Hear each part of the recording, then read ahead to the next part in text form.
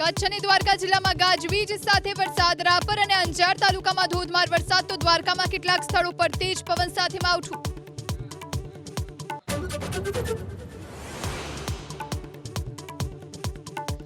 ઉત્તર ગુજરાતના જિલ્લાઓમાં બરબાદીનો વરસાદ. પાટણ, સાબરકાંઠા અને બનાસકાંઠામાં માવઠું. ખેડૂતોના જીવ ચોંટ્યા તાળવે.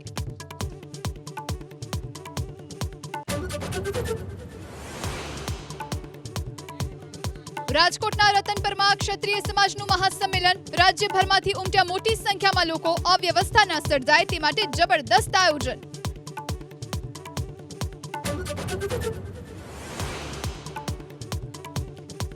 આચારસંહિતા ભંગ કર્યાના કોંગ્રેસના આરોપનો વિધાનસભા અધ્યક્ષ શંકર ચૌધરીએ ઉડાવ્યો છેદ. કહ્યું, અધ્યક્ષ પદની ગરિમા જાળવી, પાયા વિહોણા આરોપથી બચે નેતા. ધારાસભ્ય બને તો પણ એમને કાયદાની પરિપ્રેક્ષમાં રહીને કામ કરવાનું. લોકસભા ચૂંટણીમાં ભાજપે જાહેર કર્યો મોદીની ગેરંટીનો સંકલ્પ પત્ર. ગરીબ, મહિલા, ખેડૂત અને યુવાઓ પર વિશેષ ધ્યાન. પ્રધાનમંત્રીએ કહ્યું, દેશભરમાં લાગુ થશે યુસીસી.